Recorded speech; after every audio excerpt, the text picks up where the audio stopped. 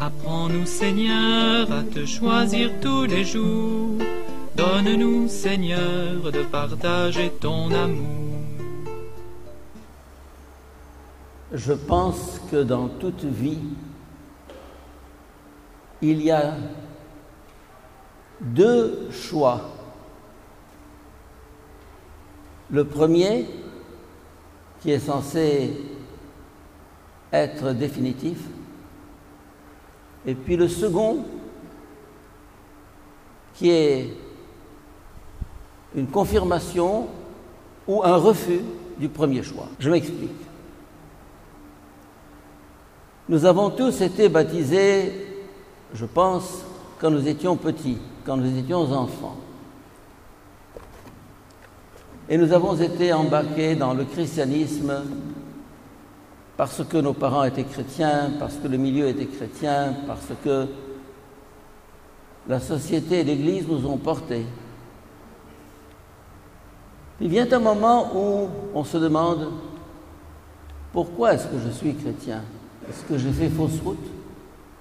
Mais il y a des musulmans qui sont très bien et qui croient que leur religion est la vraie. Il y a des juifs, il y a des bouddhistes, il y a des hindouistes, il y a des athées qui, en toute bonne foi, ne croient pas. Et c'est pourquoi il est normal, surtout à notre époque de pluralisme, il est normal qu'on s'interroge, pourquoi est-ce que je suis chrétien finalement? Il y a de très bonnes choses ailleurs, il y a de grandes valeurs. Et c'est là que nous sommes acculés à un deuxième choix. Ne plus être chrétien par tradition, mais être chrétien par conviction.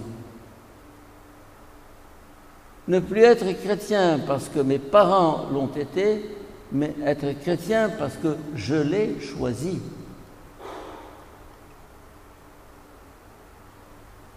Et quand un jeune adolescent dit « j'ai perdu la foi », je dis « tant mieux ». Parce qu'il a perdu la foi qu'il a héritée de ses parents. Ce n'était pas sa foi à lui. Et donc il se pose une question radicale. Pourquoi continuer dans le christianisme? Oui, il ne faut pas, à ce moment-là, lui dire « Comment? Qu'est-ce que tu fais? Mais tu es un apostat, tu es un hérétique, tu es un infidèle. » Non. L'aider à faire ce deuxième choix. Pour ou contre l'Église, pour ou contre la foi chrétienne.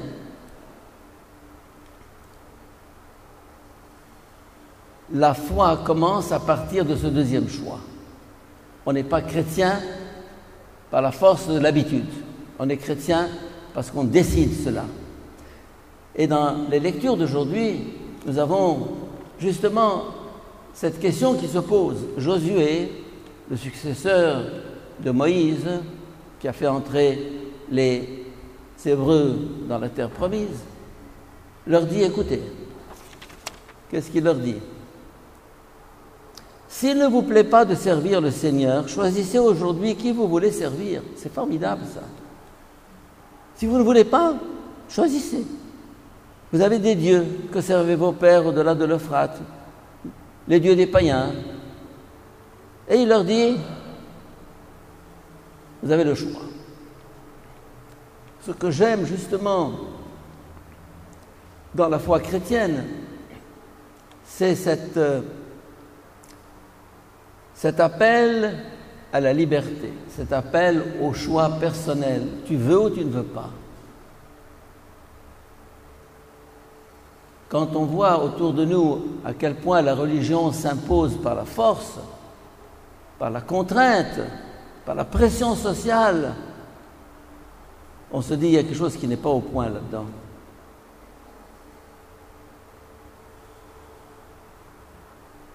Voilà ce qu'on appelle un choix fondée sur la liberté.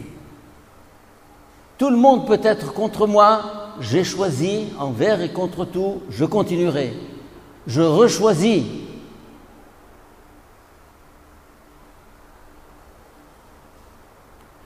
Et dans l'Évangile, c'est la même chose. Jésus a dit des phrases qui ne passaient pas le gosier de ses auditeurs. Et ceux-ci disent, ce qu'il dit là est intolérable. On ne peut pas continuer à l'écouter. Donc, à partir d'un moment, lorsque l'exigence de l'Évangile, la force du message est posée dans toute sa crudité, dans toute son exigence, il y a tout à coup recul, réaction. Et Jésus leur dit,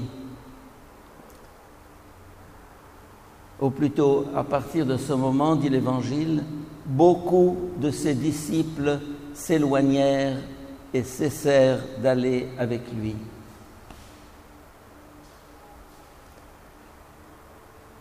Le danger dans le christianisme et dans la présentation de la foi est d'arrondir les angles, de présenter le christianisme de façon édulcorée, gentille, acceptable.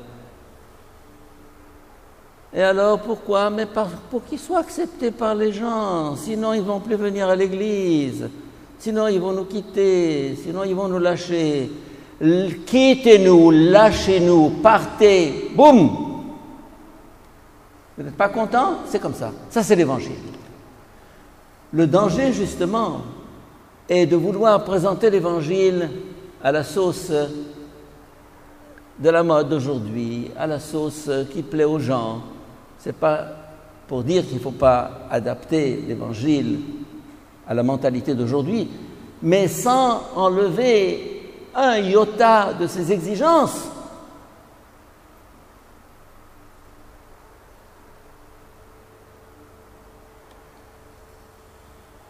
Et ce que je dis de ce choix, ce deuxième choix,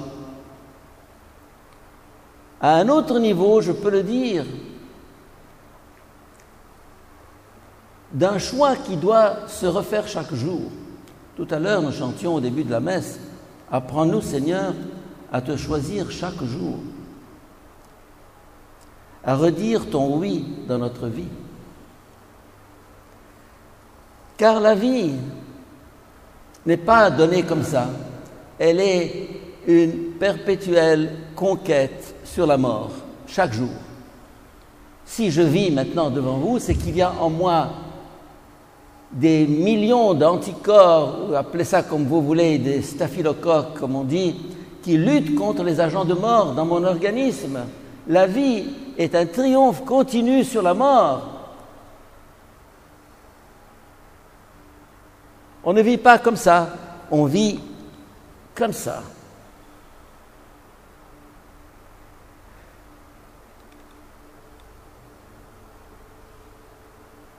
Et ce que je dis de la foi, je le dis du mariage. Ceux qui sont mariés ici doivent se marier chaque matin avec la même femme.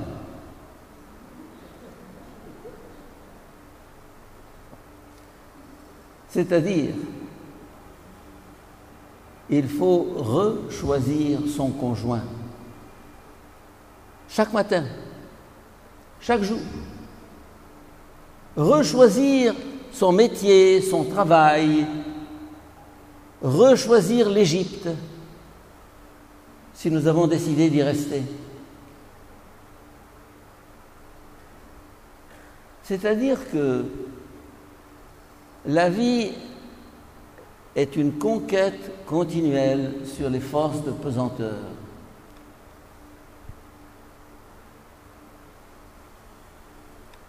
C'est ça la grâce à demander. Quelquefois, je dis aux gens, chaque matin, je me réveille comme un lion. Je sens que le Seigneur me donne une force nouvelle pour commencer cette journée et pour lutter, avancer, me battre, combattre. Si chaque matin, je ne fais pas de nouveau le choix de vivre, le choix de ma foi, le choix des circonstances qui sont les miennes, c'est fini. La vie est une conquête continue sur la pesanteur. Si bien que ce choix dont il est question dans Josué, voulez-vous le Seigneur ou bien des idoles, ou bien dans l'Évangile, voulez-vous me suivre ou bien vous partez, bien qu'il soit à certains moments de la vie crucial, il y a des choix qui sont cruciaux dans la vie, mais ce choix se présente chaque jour. Un petit exemple. Il y a certains programmes dans Internet ou dans la télévision qui me détruisent intérieurement.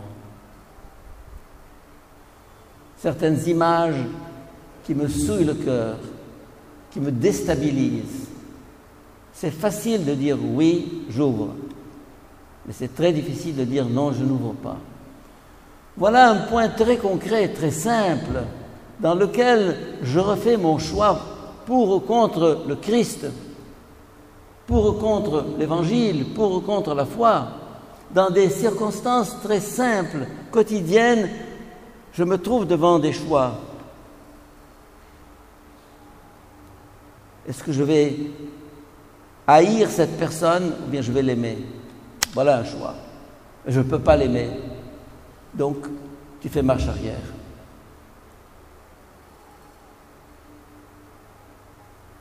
L'Évangile est provoquant. L'Évangile est provoquant. L'Évangile est exigeant. Il faut le prendre tel qu'il est.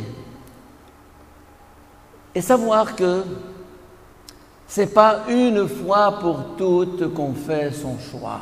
Non. Apprends-nous, Seigneur, à te choisir chaque jour. Apprends-nous, Seigneur, à nous marier chaque jour. Apprends-nous, Seigneur, à accepter ce travail lassant, fatigant, monotone, la cuisine chaque jour, l'école chaque jour, les enfants chaque jour, les voisins chaque jour, mon caractère chaque jour.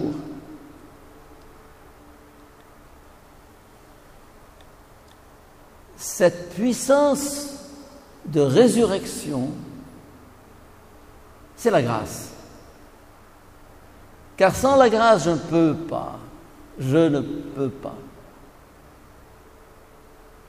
Mais en même temps, il faut se tenir prêt.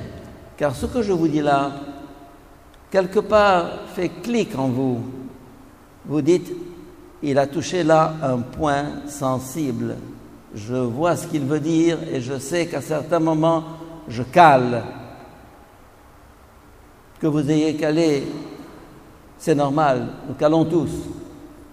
Mais ça va se reprendre, ça va repartir, ça va recommencer.